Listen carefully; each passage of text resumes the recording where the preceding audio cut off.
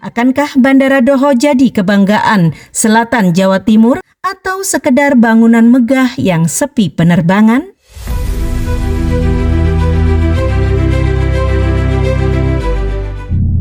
Empat tahun bukanlah waktu yang sebentar. Setara dengan waktu ideal menuntaskan pendidikan untuk strata 1. Begitulah proses panjang pembangunan transportasi udara di Kediri yang dimulai sejak 2020.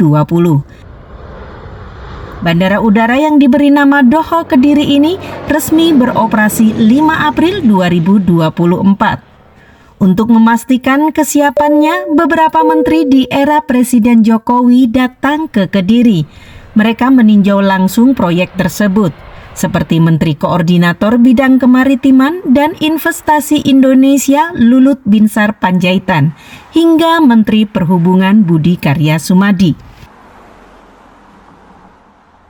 Pada 2022, Menhub Budi Karya Sumadi menyebut proyek Bandara Kediri ini menjadi percontohan karena baru pertama kali dikerjakan di Indonesia serta dibangun melalui sistem kerjasama pemerintah dan badan usaha KPBU.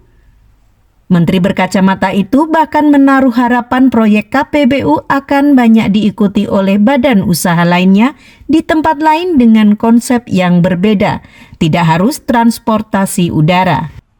Setelah beroperasi, Bandara Doho Kediri belum juga selesai membangun. Awal 2025 ini masih ada pekerjaan yang dikebut, yakni depot pengisian pesawat udara atau DPPU yang dikerjakan sejak 2024 lalu. Proyek tersebut sudah hampir selesai dan masih ada beberapa titik lagi yang kini tampak sedang dikerjakan. Artinya, proyek bandara ini meski sudah beroperasi, tetap saja pembangunan penambahan fasilitasnya terus digenjot. Setelah semuanya selesai dibangun, eksistensi keberadaan bandara ini mulai dipertanyakan. Itu menyusul rendahnya minat penumpang. Ada beberapa faktor penyebab yang membuat penumpang transportasi udara enggan terbang dari Bandara Doho Kediri. Pertama adalah karena harga tiket dari Bandara Doho Kediri lebih mahal dari Bandara Juanda Surabaya. Kedua, rute perjalanannya masih minim dan jadwal penerbangannya masih terbatas, tidak berangkat setiap hari. Problem tersebut akhirnya berdampak pada penghentian penerbangan maskapai Airjet rute Kediri Balikpapan. Dan saat ini, transportasi udara di Kediri ini hanya melayani rute Jakarta Kediri. Kondisi itu menjadi sinyal penerbangan di Bandara Doho Kediri sedang tidak baik-baik saja. Jauh sebelum Bandara Doho Kediri beroperasi, ada beberapa bandara yang operasionalnya ngos-ngosan. Sebut saja Bandara Kertajati di Kabupaten Majalengka, Jawa Barat. Disebut sebagai bandara mewah, kondisinya sempat terseok-seok. Lalu ada lagi Bandara Jenderal Besar Sudirman di Purbalingga, Jawa Tengah. Konon kabarnya bandara itu juga ikut nyungsep karena sulitnya mendapatkan penumpang. Sebetulnya, jika tidak ingin mati suri, pengelola Bandara Doho Kediri harus mampu mengantisipasi setiap problem yang datang, termasuk memenuhi ekspektasi masyarakat warga di Kediri Raya. Misalnya harga tiket tidak lebih mahal dari Bandara Juanda dan jadwal penerbangan yang konsisten. Agar bisa terus mengudara, pasar yang dijangkau harus lebih luas. Salah satunya membidik penerbangan luar negeri khusus mengangkut jamaah umroh dan haji. Pengusaha Tour and Travel Umroh menyebutkan penerbangan jamaah umroh dari wilayah Jawa Timur bagian selatan terbilang tinggi. Bukan hanya Kediri Raya, tetapi juga menjangkau wilayah Trenggalek, Tulungagung, Blitar, hingga Madiun Raya. Semua wilayah tersebut punya potensi tinggi untuk pemberangkatan jamaah umroh.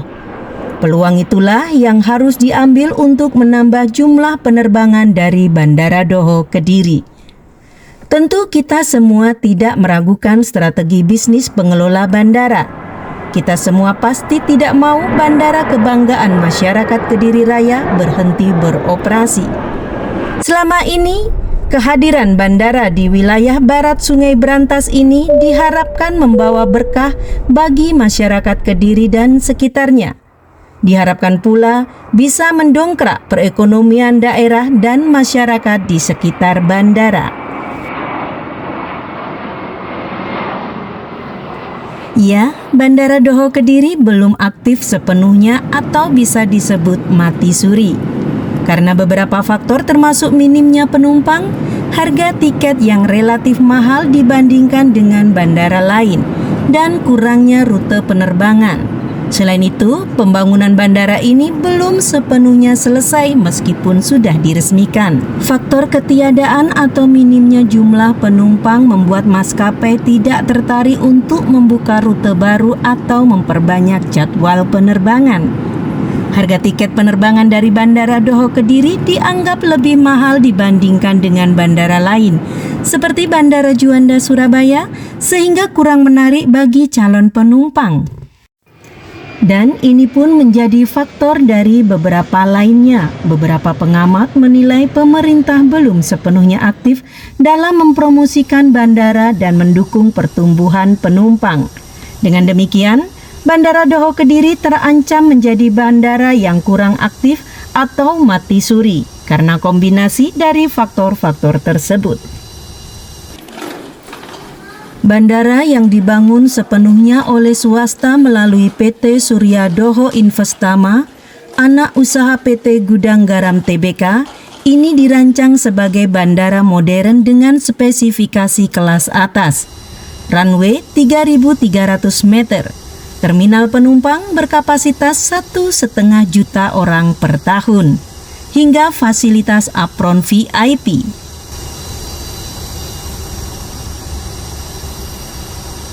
Menurut pakar transportasi dari Universitas Surabaya, Profesor Dr. Insinyur Dadang Supriyatno, Master Teknologi Insinyur Profesional Utama, ASEAN Engineer, posisi Bandara Doho sangat strategis untuk membuka jalur udara di wilayah selatan Jatim yang selama ini bergantung pada Bandara Juanda di Surabaya.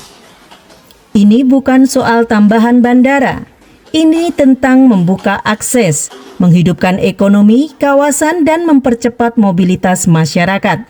Tapi sayangnya, dukungan pemerintah masih belum terlihat konkret, ujar Profesor Dadang. Ia menyoroti pentingnya pemetaan rute penerbangan potensial serta penyediaan infrastruktur pendukung agar maskapai tertarik membuka rute ke dan dari Kediri. Profesor Dadang mencontohkan suksesnya Bandara Banyuwangi yang sebelumnya nyaris mati suri karena sepi penumpang.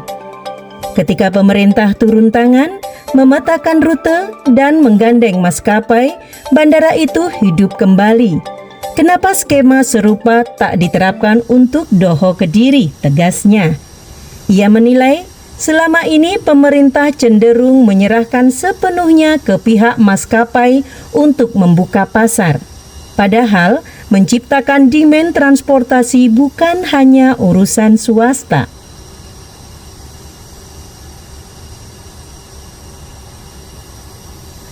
Persoalan lain yang tak kalah penting adalah pengaturan wilayah udara di selatan Jawa Timur yang masih menjadi area latihan TNI Angkatan Udara dari Lanut Iswahyudi.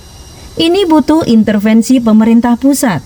Harus ada dialog antara semua stakeholder, kementerian, TNI, maskapai, akademisi, dan pengelola bandara, ucap Profesor Dadang. Karena Bandara Doho punya potensi besar menghubungkan 13 kota dan kabupaten, mendongkrak sektor ekonomi, pariwisata, hingga membuka rute umroh langsung dari Kediri ke Tanah Suci. Cepat, efisien, dan nyaman. Tapi semua potensi itu bisa sia-sia tanpa komitmen nyata dari pemerintah. Kini, bola ada di tangan pemerintah. Akankah Bandara Doho jadi kebanggaan selatan Jawa Timur atau sekedar bangunan megah yang sepi penerbangan? Liputan ini sumber berita sudah saya cantumkan di deskripsi video. Terima kasih sudah menonton. Assalamualaikum warahmatullahi wabarakatuh.